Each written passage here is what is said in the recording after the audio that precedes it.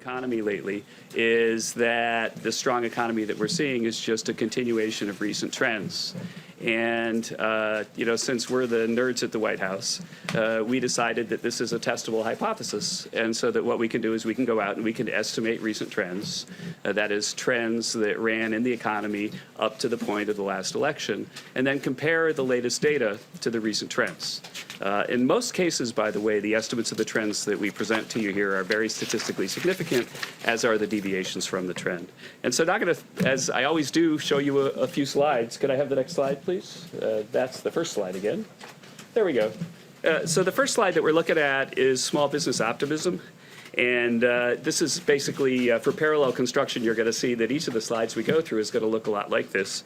And so the blue part to the left of the slide is what happened from the 2012 election through the 2016 election.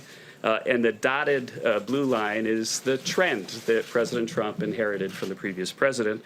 And the red line is what actually happened with the data. And so I think that if you look at this chart, you can see that the first thing is small business optimism. The middle chart is the percent reporting now is a good time to expand. The last one is the percent expecting higher real sales in 6 months. I think if you look at any of those, you'd say, geez, that doesn't really look like the continuation of a recent trend. Could I have the next slide, please? The next chart is something that in my first presser here way back last fall we talked a lot about. It's business investment, which is more than $300 billion over the trend. Again, if you look at the blue line on the left, the first chart is non-residential fixed investment, and the dotted line is the trend and the growth rate of that President Trump inherited. For the middle chart is structures or buildings, and that, as you can see, the dotted line is something that's headed straight down. And then the final chart is equipment investment, and that went straight down before President Trump was elected. And I think that if anyone were to assert that the capital spending boom that we're seeing right now was a continuation of the trend that President Trump inherited, then, well, they wouldn't get a high grade in graduate school for that assertion. The next chart, please. Durable goods orders, capital goods orders, it's a key part of the economy, and it's one of the factors that we look at most closely because it characterizes basically the good-paying jobs, the jobs that affect normal Americans, blue-collar Americans. And the first chart is core capital goods orders, and the second chart is core capital goods shipments. And if you look at it, the blue, again, shows a clear downward trajectory in billions of dollars, and then that trajectory reversed itself completely when President Trump was elected. If you were going to assert that the current good news is just the extension of a recent trend, then you'd just simply be factually incorrect. The next slide, please. Here we're looking at the ISM Purchasing Managers Index, which is a survey of people who are purchasing managers for manufacturing firms. And so they're the folks that, as the title suggests, manage the purchases. And so it's a really great indicator of the economy because you could survey them and say, hey, have you been buying lots of stuff this month or have you not? And the index shows what their responses look like. And you can see that the trend on the Purchasing Managers Index was pretty much flat when President Trump took office. And the red line shows you what happened since.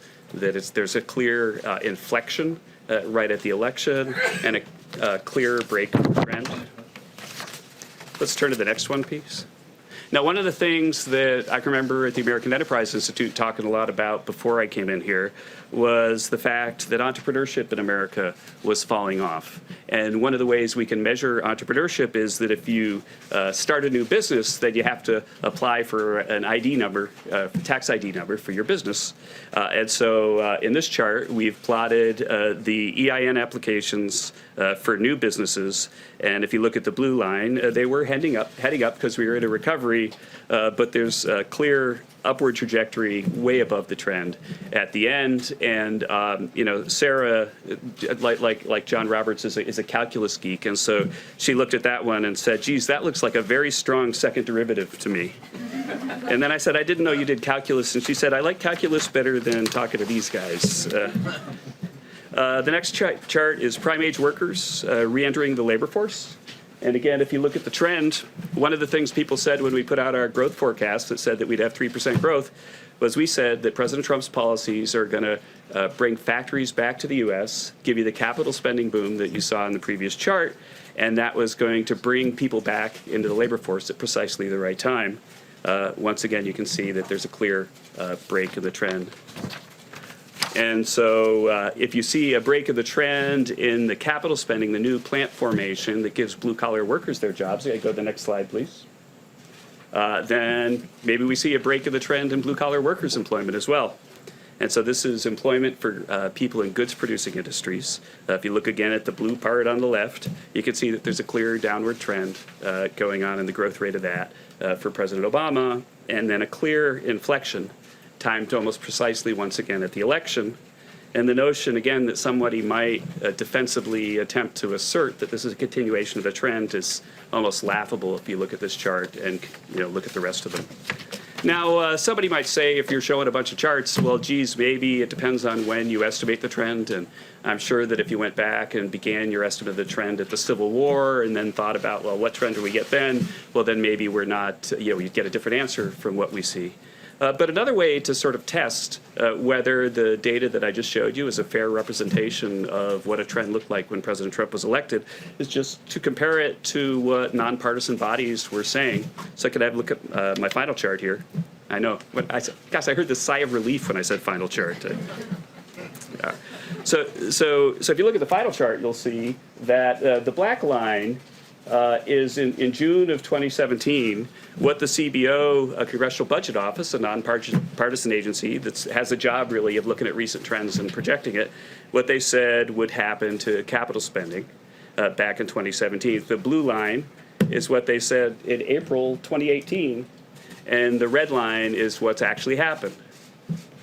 And so I would assert that if you look at the collective body of evidence, the notion that what we're seeing right now is just a continuation of recent trends is not super defensible. And I think that I know that we're in a political time and passions are high, but as geeky economists, one of the things we have to do is think ahead to what historians will think when they look back at this time. And I can promise you that economic historians will 100% accept the fact that there was an inflection at the election of Donald Trump and that a whole bunch of data items started heading north. They will, of course, argue for a long time about why that happened.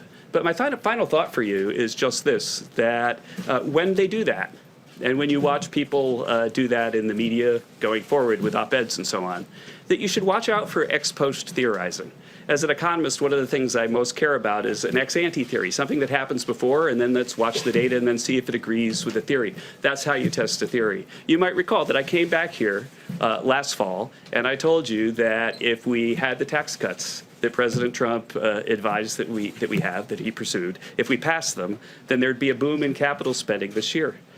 In fact, we provided estimates at the time last fall that said that capital spending this year would go up about 11% because of the tax cuts. So far in the first half of the year, capital spending is up 10%. And so you don't have to really reach far for a theory of what happened. President Trump deregulated the economy. We've talked about how that affects growth. The tax cuts have had exactly the predicted effect on the economy. That's brought businesses back to the U.S., factories back to the U.S., and created jobs for ordinary Americans. It's clear in the data that there's been a trend break,